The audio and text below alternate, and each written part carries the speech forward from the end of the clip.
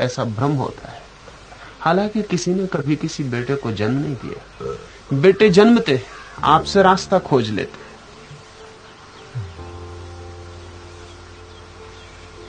काम वासना को आप जन्म नहीं देते, आपसे रास्ता बना लेती है। एक स्त्री को आप प्रेम करने लगते हैं, वो प्रेम आपसे नहीं आता, वो प्रेम आपसे रास्ता बना लेता है। वो दोनों का वासना, दोनों का प्रेम, दोनों के शरीर मिलने को आतुर हो जाते हैं। वो आतुरता आपकी नहीं है, वो आतुरता आपके रोए रोए में छिपी, वो दबी है कण कण में, वो धक्के देती है।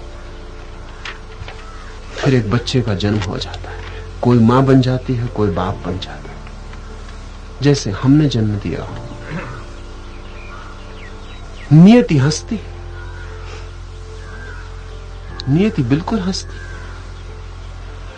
आपसे जन्म लिया गया है, आपने दिया नहीं। You have been just a passage, एक यात्रा पथ जिससे नियति ने जन्म लिया है। आपने कुछ किया नहीं।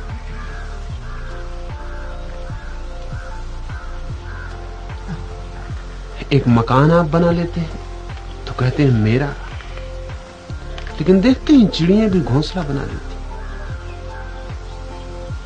इस जगत में छोटे से छोटा प्राणी भी रहने की जगह बनाता है।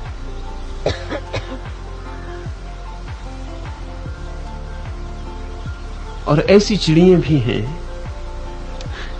जो कभी किसी से सीखती नहीं। कुछ ऐसी चिड़ियां हैं जिनको जन्म देने के बाद, जिनके अंडा देने के बाद मां तो उड़ जाती है। अंडा जब फूटता है तो चिड़िया सीधी बाहर निकलती। उसे मां की शिक्षा नहीं मिल पाती, पिता का संरक्षण नहीं मिल पाता, कोई स्कूलिंग, कोई स्कूल में उसको भर्ती नहीं किया जाता। बड़े आश्चर्य की बात है, वो चिड़िया फिर वैसी घोंसला बनाती है जैसा उसकी मां ने बनाया था, और उसकी मां की मां ने बनाया था, और उसकी मां की मां ने बनाया था। और वो घोंसला साधारण नहीं होता, बहुत टेक्निकल, बड़े तकनीक का, बड़ा आर्किटेक्चर का होता है कि आदमी को भी बनाना पड़े तो सीखना पड़े, फिर भी पूरी कुशलता से बना ले तो कठिन। यह घोंसला कैसे बन जाता है?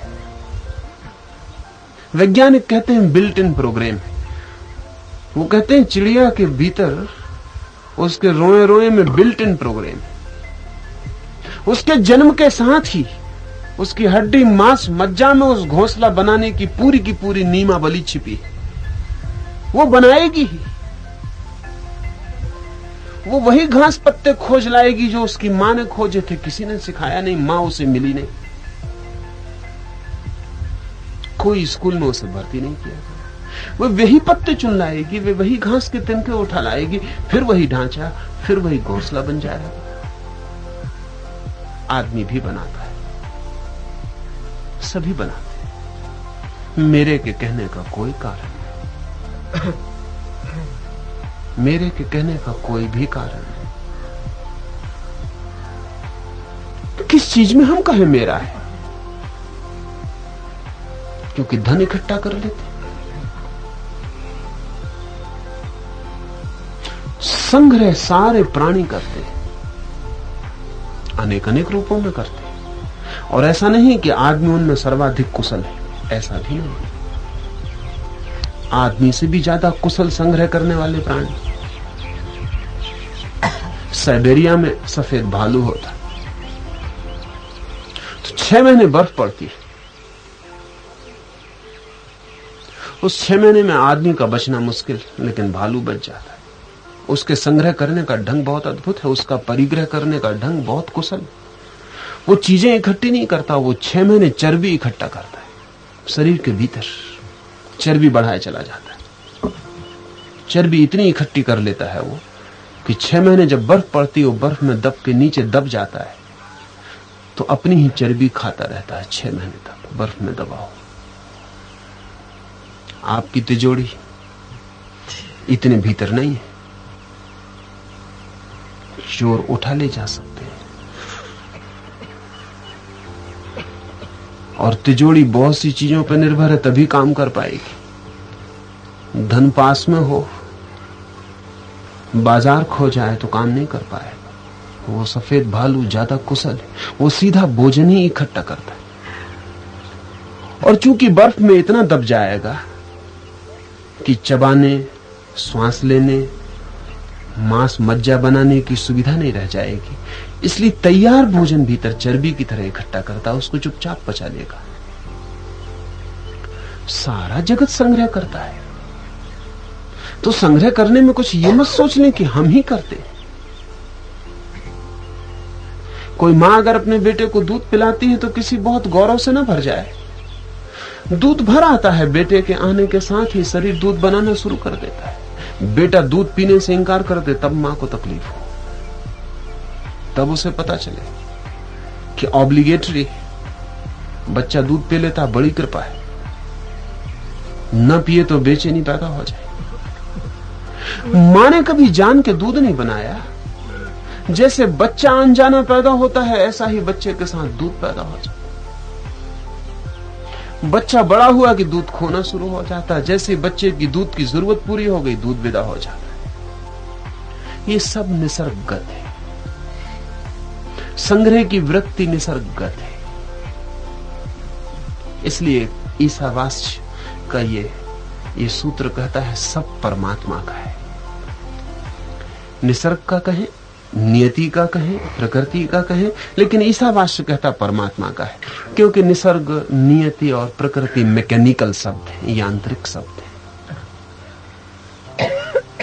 ये इतना विराट, ये इतना रहस्यपूर्ण यांत्रिक नहीं हो सकता। जीवंत है, चेतन है। विज्ञान भी यही कहता है कि सब प्रकृति कर रही है, सब प्रकृति कर रही है। लेकिन जब हम कहते हैं विज्ञान की भाषा में कि सब प्रकृति कर रही है, तो हम दीन तो हो जाते, हीन तो हो जाते, यंत्रवत हो जाते। लेकिन जब ईसावास्य कहता है सब परमात्मा कर रहा है, तो एक तरफ हमारा अहंकार भी छिन जाता, लेकिन दूसरी तरफ हम परमात्मा हो जाते। वही महत्वपूर्ण, वही समझ लेने जैसा है। इसलिए विज्ञान जितना विकसित होता जाता है, विज्ञान का भी जोर यही है कि आदमी ये भ्रम छोड़ दे कि मैं कर रहा हूं, सब हो रहा है। लेकिन उसका जोर इस बात पर है कि सब मैकेनिकल हो रहा है, सब यंत्रवत हो रहा है, मशीन की तरह सब हो रहा है। सारा जगत यंत्रवत चल रहा है। अगर सब यंत्रवत हो रहा है तो आदमी दीन तो हो जाता है, उसका अहंकार तो खंडित हो जाता है, लेकिन किसी दूसरे मार्ग से उसकी गरिमा वापस नहीं लौटती। उसका गौरव जो अहंकार से मिलता था, बड़ा क्षुद्र था, छोटे से मिट्टी के तेल में जलते हुए दिए की तरह था, वो तो बुझ जाता है, गहन अंधकार छा जाता है, सूरज कहीं से वापस नहीं लौटता। इसलिए विज्ञान की बजाय ईसावास्य की घोषणा ज्यादा कीमती है। इधर आपकी टिमटिमाती छोटी सी ज्योति को बुझाता है ईसावास्य कि बुझो, तुम नहीं हो, तुम नाहक परेशान हो। दूसरी तरफ महासूरी को जन्म दे जाता है, परमात्मा है। एक तरफ कहता है तुम नहीं हो, और दूसरी तरफ से तत्काल तुम्हें परमात्मा की स्थिति में स्थापित कर जाता है। एक तरफ से तुम्हें छीन लेता है, मिटा देता है, और दूसरी तरफ से तुम्हें पूर्ण को दे जाता है। इसलिए अहंकार का मिट्टी के दिए और मिट्टी के तेल में जलती हुई धुंधियारी ज्योति को तो बुझा देता है, धुआं भी था, बास भी थी, और सूरज के आलोक को दे जाता है। मिटाता है मैं को, लेकिन परम मैं को प्रतिष्ठा दे जाता है। धर्म और विज्ञान के मूल आयाम में यही भेद है। विज्ञान भी उन्हीं बातों को कह रहा है जिन्हें धर्म कहता है। उसकी एम्फेसिस मैकेनिकल है, उसका जोर यंत्र पर है। धर्म भी वही कह रहा है, लेकिन उसका जोर चेतना पर, प्रज्ञा पर, जीवंत पर है, और वो जोर कीमती है। अगर पश्चिम का विज्ञान सफल हो गया तो अंततः आदमी मशीन हो जाए। अगर पूरब का धर्म जीत गया तो अंततः मनुष्य परमात्मा हो जाए। दोनों ही अहंकार छीन लेते हैं, लेकिन एक से अहंकार छीनता है तो आदमी नीचे गिरता है। आज से 150-200 वर्ष पहले जब विज्ञान ने पहली बार ये बात करनी शुरू की कि आदमी परवश, जब डार्विन ने कहा कि तुम ये भूल जाओ कि तुम्हें परमात्मा ने निर्मित किया, तुम पशुओं से आए हो, तब आदमी का पहला अहंकार टूटा, बड़ी जोर से टूटा। सोचता था ईश्वर पुत्र है, पता चला नहीं, पिता ईश्वर नहीं मालूम पड़ता। वानर जाति के एप्स, चिंपैंजी, बबून, कोई बंदर पिता मालूम पड़ता है। निश्चित धक्के की बात थी। कहां परमात्मा था सिंहासन पर जिसके हम बेटे थे, और कहां बंदर के बेटे होना पड़ा। बहुत दुखद था, बहुत पीड़ादायी था। तो पहले विज्ञान ने कहा कि आदमी आदमी है ये भूले, एक प्रकार का पशु है। सारी अहंकार, सारी ईगो की व्यवस्था टूट गई। लेकिन यात्रा जब भी किसी तरफ शुरू हो जाए तो जल्दी रुकती नहीं, अंत तक पहुंचती। जानवर पर रुकना मुश्किल था। पहले विज्ञान ने कहा कि आदमी एक तरह का पशु है। फिर विज्ञान ने पशु की खोजबीन की और पाया कि पशु एक तरह का यंत्र है।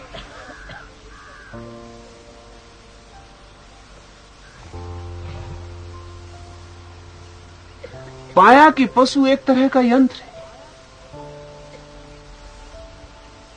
अब आप देखते हैं कछुआ सरक रहा है, आप देखते हैं धूप घनी हो गई तो कछुआ छाया में चला गया। आप कहेंगे कछुआ सोच के गया, विज्ञान कहता नहीं। विज्ञान ने मैकेनिकल कछुए बना लिए, यंत्र के कछुए बना लिए। उनको छोड़ दें, जब तक धूप तेज रहती, कम तेज रहती, तब तक वो धूप में रह आते। जैसे धूप घनी हुई कि वो सरके, वो झाड़ी में चले गए। यंत्र है, क्या हो गया उसको? विज्ञान कहता है कि थर्मोस्टेट है। इतने से ज्यादा गर्मी जैसे भीतर पहुंची कि बस छाया की तरफ सरकना शुरू हो जाता है। इसमें कुछ चेतना नहीं है, यंत्र भी ये कर लेगा, ये ऑटोमेटिक यंत्र भी कर लेगा। आप देखते हैं एक पतंगा उड़ता है दिए की ज्योति की तरफ। कभी कहते हैं कि दीवाना है, ज्योति का प्रेमी है, इसलिए जान गंवा देता है। वैज्ञानिक नहीं कहते, कहते हैं दीवाना वगैरह कुछ भी नहीं, मैकेनिकल है। जैसे ही उस पक्षी को, जो उस पतंगे को ज्योति दिखाई पड़ती है, उसका पंख ज्योति की तरफ झुकना शुरू हो जाता है।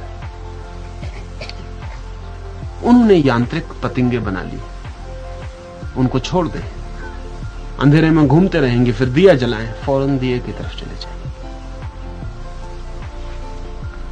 पीछे विज्ञान ने सिद्ध किया कि जानवर यंत्र है। अंतिम नतीजा बड़ा अजीब हुआ। आदमी था जानवर, फिर जानवर हुआ यंत्र, अंततः निष्कर्ष हुआ कि आदमी यंत्र है स्वभावतः। इसमें सच्चाई है, इसमें थोड़ी सच्चाई है। अहंकार तोड़ते हैं ये तो ठीक है, लेकिन अहंकार तोड़ के आदमी नीचे गिरता, यंत्रवत हो जाता। परिणाम खतरनाक होंगे, परिणाम खतरनाक हुए। स्टालिन और हिटलर करोड़ों लोगों की हत्या कर सके, क्योंकि अगर आदमी यंत्र है तो हत्या से कोई फर्क नहीं पड़ता। देखिए मजे की बात, कृष्ण भी गीता में कह सके कि आदमी की आत्मा अमर है, मरती नहीं, हत्या से कोई फर्क नहीं पड़ता। और स्टालिन भी कह सकता है कि आदमी यंत्र है, आत्मा है ही नहीं, हत्या से कोई फर्क नहीं पड़ता। लेकिन कृष्ण जब कहते हैं कि आत्मा अमर है, अर्जुन तू कितना ही मार, मरती नहीं, तब नतीजा तो वही दिखाई पड़ता है कि अर्जुन भी मारने को उत्सुक हो जाता है। लेकिन परिणाम बड़े भिन्न हैं। आत्मा की अमरता की घोषणा मृत्यु बेमानी हो जाती है। यहां स्टालिन भी राजी हो जाता है मारने को लाखों करोड़ों लोगों को, लेकिन इसलिए कि आत्मा तो है ही नहीं, मारने में हर्ज क्या है? एक मशीन को मारने में कोई भी हर्ज तो नहीं। अगर आप एक मशीन को डंडा मार दें तो कोई अहिंसक भी तो आपसे नहीं कह सकेगा कि हिंसा की। एक मशीन को तोड़कर दो टुकड़े कर दें तो अदालत में मुकदमा तो नहीं चलाया जा सकता। परिणाम एक से मालूम पड़ते हैं, नहीं, लेकिन एक से नहीं है, क्योंकि परिणाम की आभा बहुत भिन्न है, अर्थ बहुत भिन्न है, सारी बात ही बदल जाती है। विज्ञान भी कहता है कि प्रकृति कर रही है, सब मनुष्य नहीं। धर्म भी कहता है, लेकिन धर्म कहता है परमात्मा कर रहा है, मनुष्य नहीं। विज्ञान अहंकार को तोड़ के मनुष्य को नीचे गिरा देता है, धर्म अहंकार को तोड़ के मनुष्य को ऊपर की यात्रा पर भेज देता है।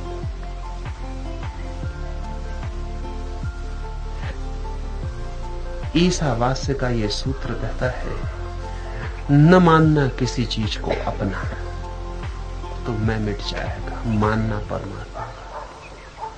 किसी के धन की वांछा न करना। क्यों? ये भी बहुत मजे की बात है। जब मेरा कुछ भी नहीं है तो तेरा भी कुछ नहीं हो सकता। ध्यान रखे, इस सूत्र के बड़े गलत अर्थ किए गए हैं। किसी के धन की वांछा मत करना, इतने गलत अर्थ किए गए हैं कि कभी कभी हैरानी होती है कि जिन लोगों ने उस तरह के अर्थ किए हैं, समस्त अधिकतर व्याख्याकारों ने इसका अर्थ किया है कि दूसरे की धन की वांछा पाप है, दूसरे की धन की वांछा मत करना। लेकिन पागल मालूम पड़ते हैं, क्योंकि पहले सूत्र कहता है कि धन किसी का है ही नहीं, परमात्मा का है।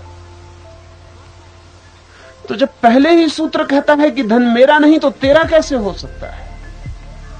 नहीं, दूसरे की धन की वांछा इसलिए मत करना कि जो धन मेरा नहीं है वो तेरा भी नहीं। वांछा का उपाय तभी है जब वो तेरा हो, मेरा हो सके, नहीं तो वांछा का उपाय नहीं।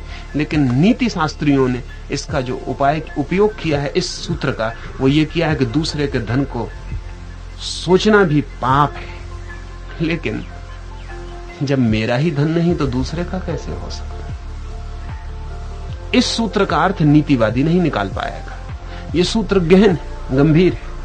नीतिवादी तो इसी फिक्र में होता है किसी के धन की चोरी मत कर लेना, किसी के धन का अपना मत मान लेना, लेकिन किसी का है इस पर उसका जोर है। और ध्यान रहे, जो आदमी कहता है कि वो चीज आपकी है, वो आदमी मेरी है चीजें, इस भावना से कभी मुक्त नहीं हो सकता, क्योंकि दोनों संयुक्त भावनाएं हैं। जब तक मकान मेरा है तभी तक मकान तेरा है, लेकिन जिस दिन मेरा नहीं रहा मकान, तो आपका कैसे रह जाए? दूसरे की धन की वांछा मत करना, इसका यह अर्थ नहीं कि दूसरे का धन है और उसकी वांछा करना पाप है। इसका अर्थ है कि धन किसी का भी नहीं है, इसलिए वांछा पाप है। धन किसी का भी नहीं है, परमात्मा का है, उसे मेरा भी मत जानना और तेरा भी मत जानना। उसे मेरा बन के मालिक भी मत बन जाना और दूसरे की माल के समझ को उसे छीनने की कोशिश में भी मत पड़ जाना। न उसे हम छीन पाएंगे, न हम उसे बचा पाएंगे। वो परमात्मा का है, जिससे छीनने का कोई उपाय नहीं है, जिससे बचाने का कोई उपाय नहीं है। कैसा मजेदार है। एक जमीन के टुकड़े पे मैं तख्ती लगा देता हूं, मेरी। मैं नहीं था तब भी जमीन का टुकड़ा था। जमीन का टुकड़ा बहुत हंसता होगा, क्योंकि मुझसे पहले भी बहुत लोग तख्ती लगा चुके उस टुकड़े पर कि मेरी, और उस जमीन के टुकड़े ने उन सबको दफना दिया, उसी टुकड़े में दफना दिया। जहां आप बैठे, एक एक आदमी जहां बैठा, वहां कम से कम 10-10 आदमियों की कब्र बन चुकी है। जमीन पर 1 इंच जगह नहीं है जहां 10 आदमियों की कब्र ना बन चुकी हो, क्योंकि इतने आदमी हो चुके हैं कि 1-1 इंच जमीन पर 10-10 आदमी मर चुके हैं। वो जमीन को पूरी तरह पता है कि और भी दावेदार पहले तख्ती लगा के जा चुके हैं, मगर नहीं कि आदमी है कि फिर तख्ती लगाया। और ये भी नहीं देखता कि पुरानी तख्ती पर बार्निश करके अपना नाम लिख रहा है, और ये भी नहीं देखता कि कल किसी को फिर बार्निश करने की तकलीफ उठानी पड़ेगी। ये नाहक मेहनत हो रही है, वो जमीन भी हंसती होगी। नहीं, दूसरे की धन की वांछा मत करना, क्योंकि धन किसी का भी नहीं है। ध्यान रहे, मेरा जोर बहुत अलग है। मैं ये नहीं कहता हूं कि दूसरे के धन को अपना बना लेना पाप है। दूसरे के धन को दूसरा या अपना मानना पाप है, किसी का भी मानना पाप है। परमात्मा के अतिरिक्त मालकियत किसी की भी है तो पाप है। अगर इसे समझेंगे तो ईसावास्य का जो गहरा आयाम है वो ख्याल में आया।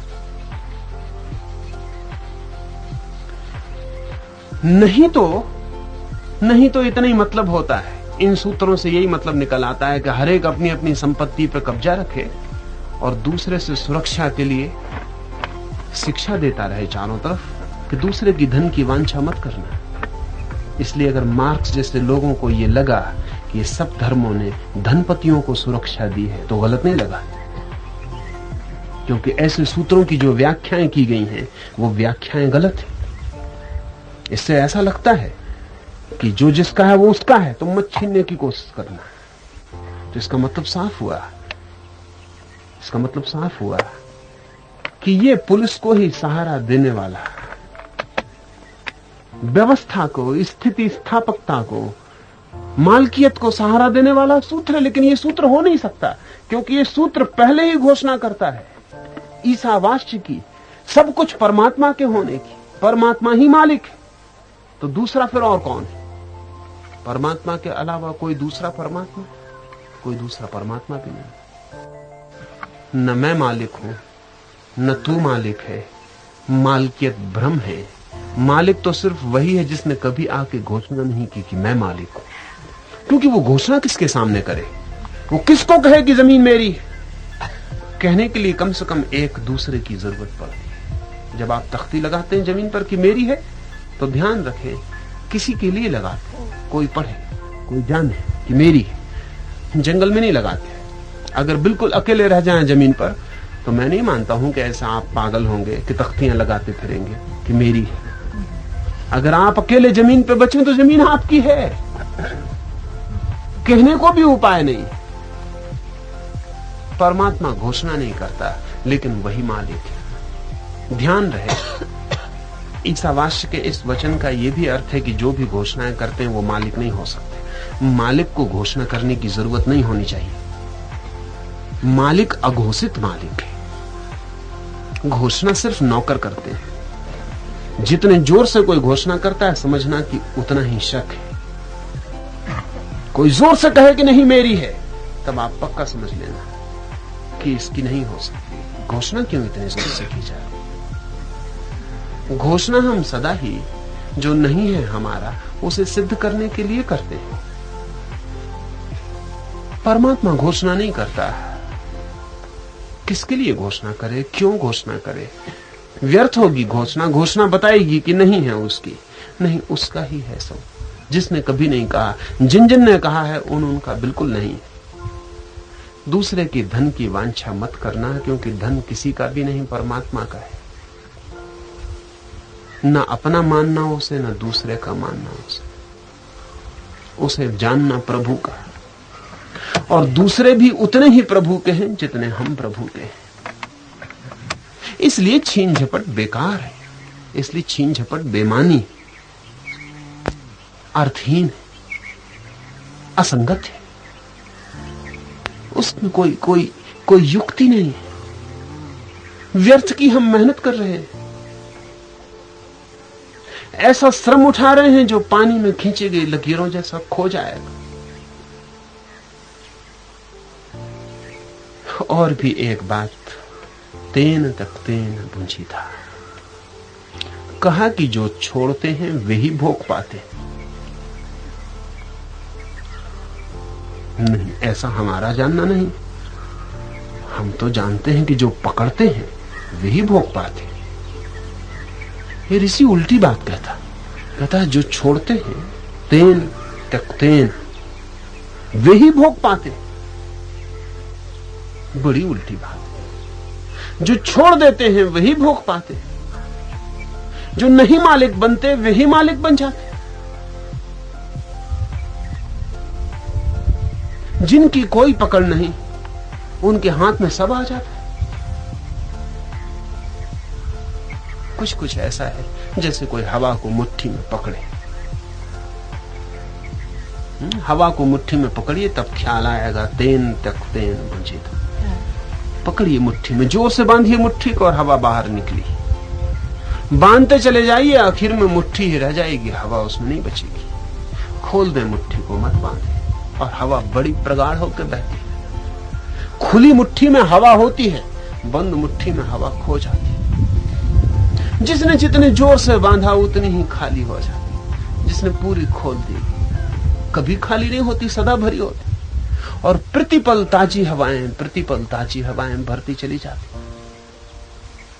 कभी देखा खुली मुट्ठी कभी खाली नहीं होती, बंधी मुट्ठी सदा खाली हो जाती। कुछ थोड़ा बहुत बच भी जाए तो गंदा और बासा और पुराना और जरा जीर्ण हो जाता, सड़ जाता। वे ही भोग पाते हैं जो त्याग पाते हैं। इस जगत में, इस जीवन में छोड़ने के लिए जो जितना राजी है उतना ही उसे मिलता है। पैराडॉक्सिकल है, लेकिन जीवन के सभी नियम पैराडॉक्सिकल है।